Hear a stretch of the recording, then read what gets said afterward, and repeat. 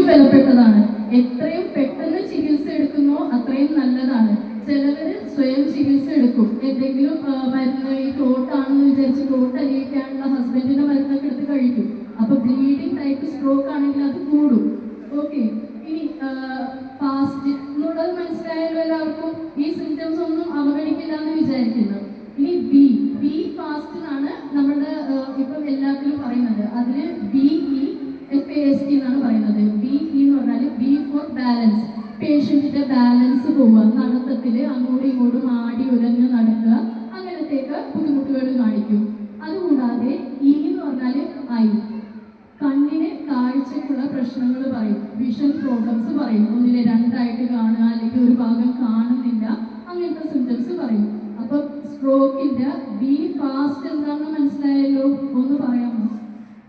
ചോദ്യം ചോദിക്കണമെന്ന് വിചാരിക്കരുത്. ബി ഫാസ്റ്റ്, ബി എന്താണ്? ബാലൻസ്. ഇ എന്താണ്? ഐസൈറ്റ്. Very good. എസ് എന്താണ്? ഫേസ്. എ എന്താണ്? ആം നോക്കുമ്പോൾ ചില വ്യത്യാസം ഉണ്ടാവാം. എസ് എന്താണ്? സ്പീച്ച്. ടി ടങ്ങും ടൈമും. ടങ്ങൊന്ന് നീട്ടി നോക്കുക. ഓക്കെ, അപ്പൊ സിംറ്റംസ് എല്ലാവർക്കും മനസ്സിലായല്ലോ. രണ്ട് ടൈപ്പ് സ്ട്രോക്ക് ഉണ്ടെന്ന് മനസ്സിലായല്ലോ. അതായത് നമ്മുടെ രക്തധമനി ഓരോ സ്ഥലത്തോട്ടും വെള്ളം പമ്പ് ചെയ്യണ കുഴലാണെന്ന് വിചാരിക്കും. ആ കുഴലിന് ബ്ലോക്ക് വരുമ്പോഴത്തേക്കും ആ ഏരിയയിലോട്ടുള്ള കൃഷിയിലോട്ട് വെള്ളം കിട്ടിയില്ലെങ്കിൽ എന്ത് പറ്റും? ആ ഭാഗം ഉണങ്ങിപ്പോകില്ലേ? അതുപോലെ ആ ഭാഗത്തെ ബ്രെയിൻ സെൽസ് നശിച്ചു പോകും. ആ പൈപ്പില് ബ്ലോക്ക് വന്നാല്. ഇനിയിപ്പോ ആ പൈപ്പില് ഒരു പൊട്ടൽ വന്നിട്ട് ആ പൈപ്പിൽ നിന്ന് വെള്ളം ഫുൾ പോയിക്കൊണ്ടിരുന്ന ആ കൃഷിക്ക് എന്ത് പറ്റും? വെള്ളം കയറി നശിക്കും അല്ലേ? അപ്പൊ രണ്ടാണെങ്കിലും പ്രശ്നമാണ്. ഇതിന്റെ പ്രശ്നങ്ങൾ മനസ്സിലായല്ലോ.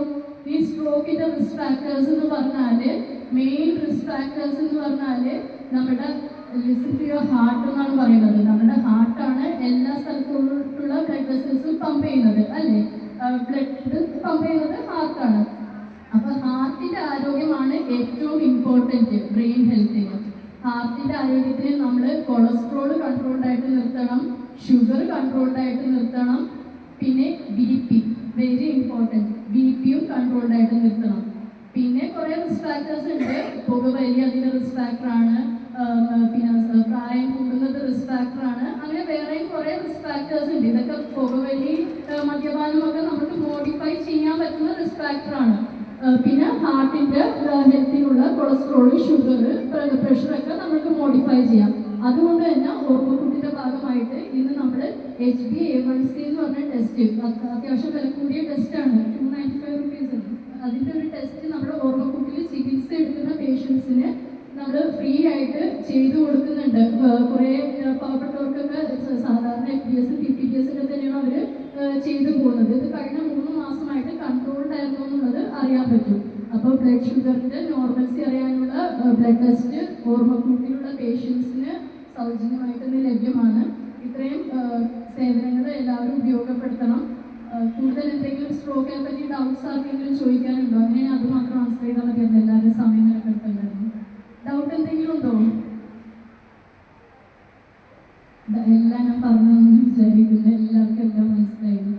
അപ്പോൾ ഈ ക്ലാസ് എല്ലാവർക്കും പ്രയോജനപ്പെട്ടത് വിശ്വസിക്കുന്നു. നമുക്ക് ഇന്ന് ക്ലാസ്സിന്റെ ഇതും യോഗവും മൊത്തത്തിൽ പിരിച്ചുവിടാം. Thank you.